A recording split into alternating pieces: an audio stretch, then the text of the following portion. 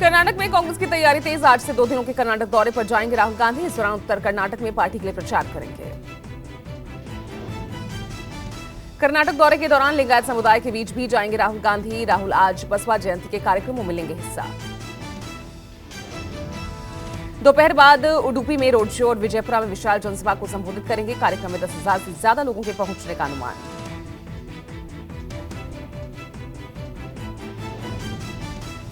राहुल गांधी ने संसद सदस्यता जाने के बाद सरकारी बंगला खाली कर दिया है। राहुल ने बंगले की चाबी अधिकारियों को सौंप दी।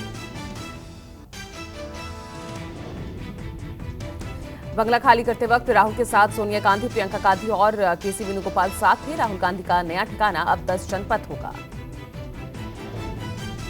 राहुल गांधी ने बंगला खाली करने के बाद कहा कि ये घर 19 साल के लिए देश की जनता ने मुझे दिया। मैं उनका धन्यवाद करना चाहता हूं।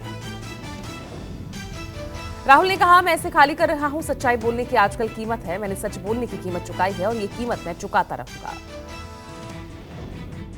ये जो घर है 19 साल के लिए हिंदुस्तान की जनता ने मुझे दिया, तो सबसे पहले मैं उनका धन्यवाद करना चाहता हूं।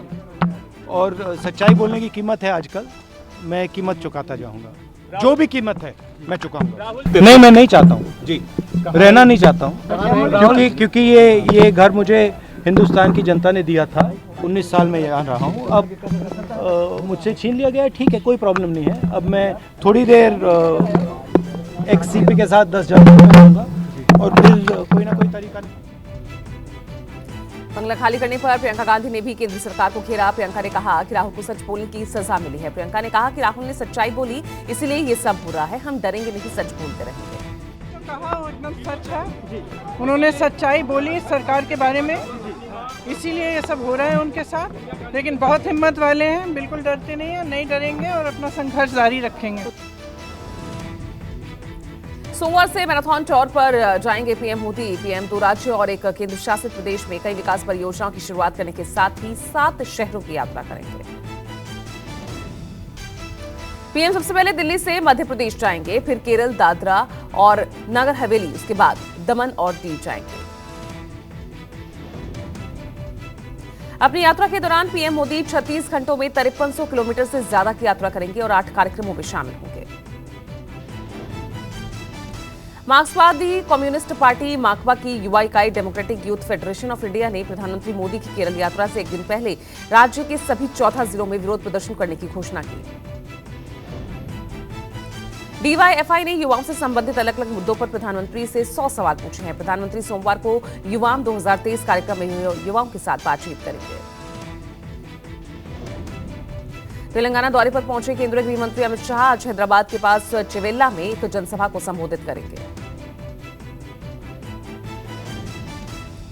दौरे के दौरान Amit Shah blockbuster film RRR की टीम के प्रमुख सदस्यों से मुलाकात करेंगे। शाह ऑस्कर पुरस्कार जीतने के लिए टीम को करेंगे सम्मानित।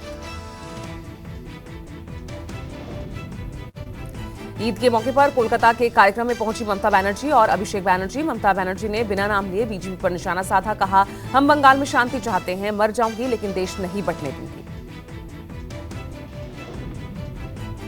ममता बनर्जी पर बीजेपी नेता मुख्तार अब्बास का पलटवार। कहा, अपराधियों को संरक्षण दे रही है ममता, ये किसी भी धर्म के लिए सही नहीं। कुछ लोग जो है वो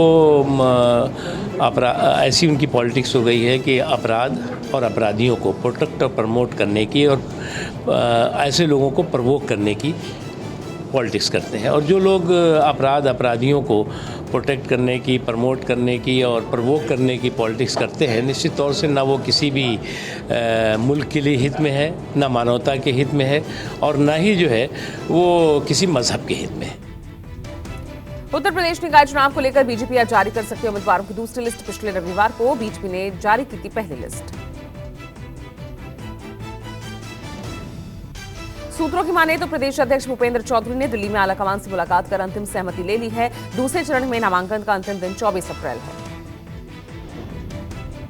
निकाय चुनाव में जीत के लिए बीजेपी ने झोंकी ताकत। सोमवार से ताबड़तोड़ प्रचार में उतरेंगे सीएम योगी आदित्यनाथ। सहारनपुर से प्रचार की करेंगे शुरुआत।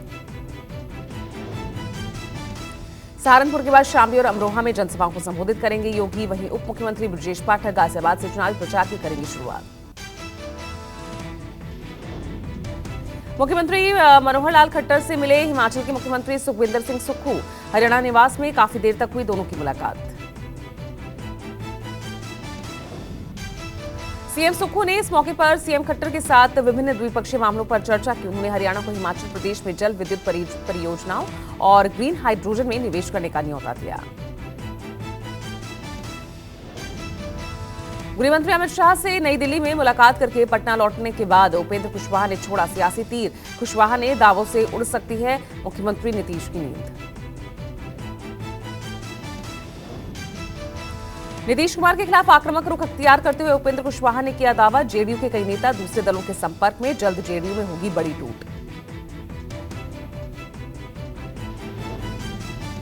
बिल्कुल समझिए कि कुछ अंदर बचा ही नहीं है। जितने लोग आप देख रहे हैं जो नेता के रूप में है, बाकी नीचे के कार्यकर्ताओं को भी छोड़ दीजिए।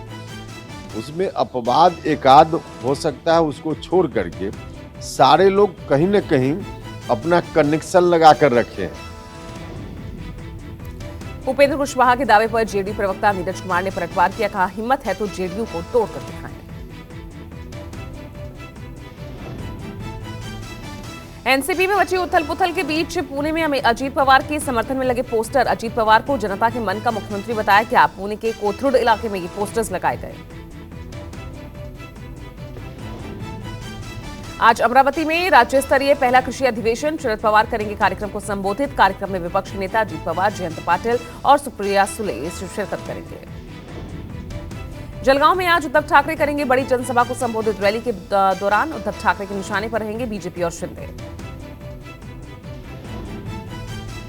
यौन उत्पीड़न के मामले में बढ़ सकती है बीवी श्रीनिवास की मुश्किलें। उनकी गिरफ्तारी के लिए आसाम पुलिस कर्नाटक के लिए रवाना हुई। कांग्रेस ने पार्टी विरोधी गतिविधियों के आरोपों के बाद असम युवा कांग्रेस अध्यक्ष अंकिता दत्ता को 6 साल के लिए पार्टी से निष्कासित किया।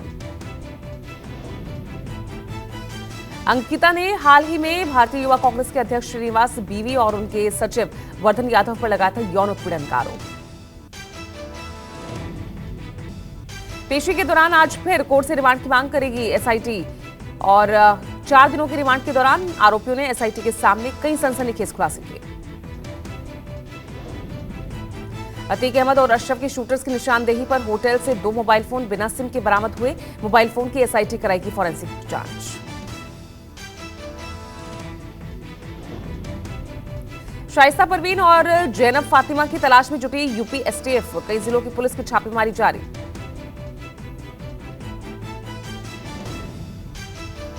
उमेशपाल हत्याकांड में नया खुलासा। वकील खान सौलत हनीफ की भी भूमिका सामने आई। असद और वकील खान सौलत हनीफ का मोबाइल चैट सामने आया।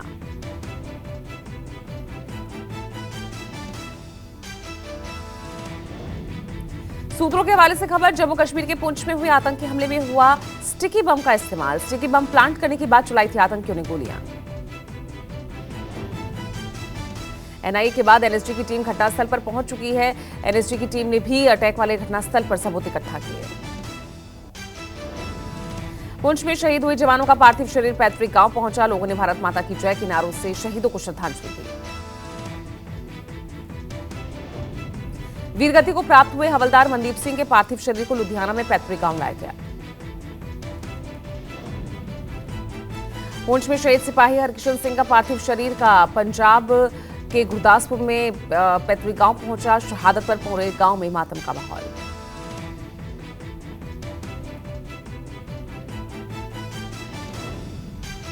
देश में कोरोना के मामलों में भारी उछाल। पिछले 24 घंटों में 12,193 नए कोरोना केसेस आए। एक्टिव मरीजों की संख्या 67,000 से ज्यादा। दिल्ली के अस्पतालों में तेजी से बढ़ रहे कोरोना के मरीज। करीब 1/3 मरीज आईसीयू में भर्ती। जीटीबी अस्पताल में सबसे ज्यादा मरीज।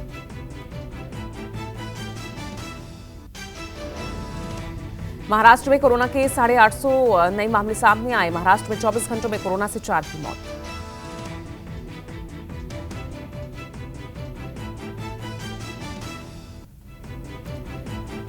आज अयोध्या में होगा रामलला का विशेष जलाभिषेक। इसके लिए पूरी दुनिया के 156 देशों की नदियों से जल अयोध्या लाया गया।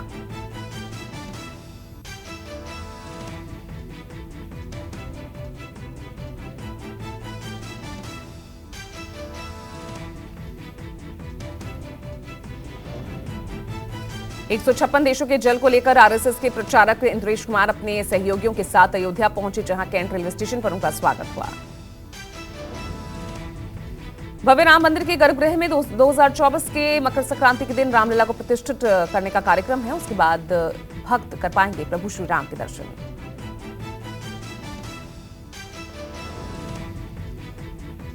दिल्ली में ईद उल फितर के मौके पर लोगों ने जामा मस्जिद में अता की नमाज के दौरान लोगों ने गले मिलकर एक दूसरे को ईद की बधाई दी।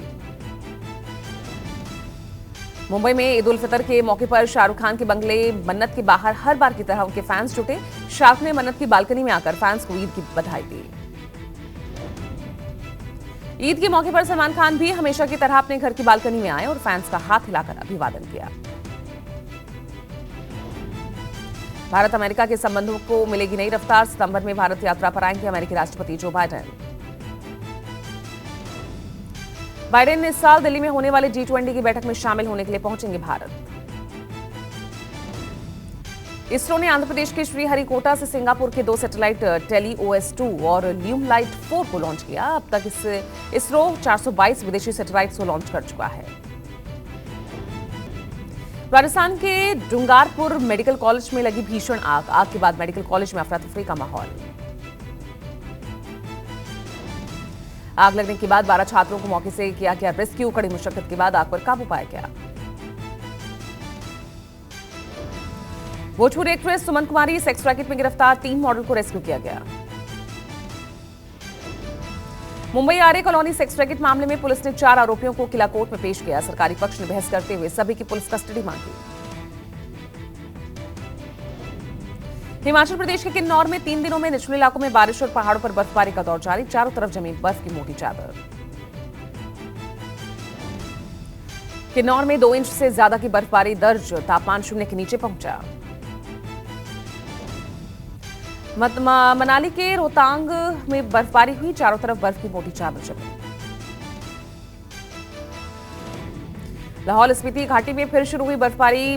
जमी बर्फ पर लोग लगातार इसका लुत्फ उठा रहे हैं। बद्रीनाथ और केदारनाथ की ऊंची पहाड़ियों पर हो रही बर्फबारी। चारों तरफ बर्फ की मोटी परत जमी। सीएम धामी ने ऋषिकेश से की 4 धाम यात्रा की शुरुआत। 4 धाम यात्रा के लिए तीर्थयात्रियों का पहला जत्था ऋषिकेश से रवाना। केदारनाथ धाम के लिए रवाना हुई भगवान भैरवनाथ की डोली। हजारों भक्तों की मौजूदगी में पुजारियों ने भगवान भैरव की पूजा अर्चना के बाद डोली को रवाना किया। बाबा केदारनाथ धाम के कपाट 25 अप्रैल को खोले जाएंगे। उससे पहले 22 अप्रैल को गंगोत्री और यमुनोत्री धाम के कपाट खुलेंगे।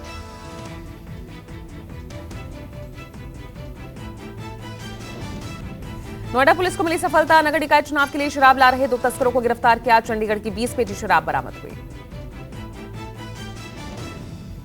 पंजाब में शिमला मिर्च की खेती करने वाले किसानों को उठाना पड़ रहा भारी नुकसान। वाजिब दाम न मिलने से गुस्साए किसान।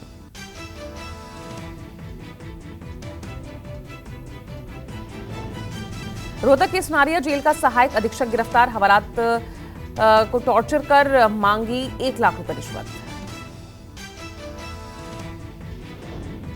अलीगढ़ में एल्यूमिनियम गलाने की भट्टी में विस्फोट हुआ। 4 लोग घायल हुए।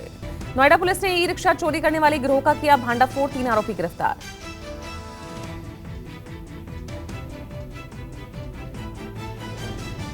असम के गुवाहाटी में 4 दिवसीय रंगोली कार्यक्रम का आयोजन हुआ। समारोह में असम संस्कृति परंपराओं को दर्शाया गया। मुंबई के भायखला चिड़ियाघर में जानवरों को गर्मी से बचाने के लिए खास इंतजाम किए गए। पानी की खास व्यवस्था की गई। राजस्थान के उदयपुर में प्रसिद्ध प्रताप गौरव केंद्र राष्ट्रीय तीर्थ में पहले वाटर लेजर शो का उद्घाटन हुआ।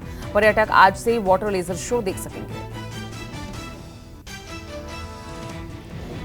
जम्मू कश्मीर के राजौरी में जिला प्रशासन ने इंडस्ट्रियल संस्थान में लड़कों और लड़कियों के लिए मुफ्त ट्रेनिंग शुरू की। ट्रेनिंग के दौरान लड़के लड़कियों ने बढ़ चढ़कर हिस्सा लिया। तमिलनाडु के मदुरई में तल्लाकुलम पेरुमल मंदिर में चिथिराई उत्सव के लिए मुहूर्तकाल रोपण समारोह आयोजित किया गया।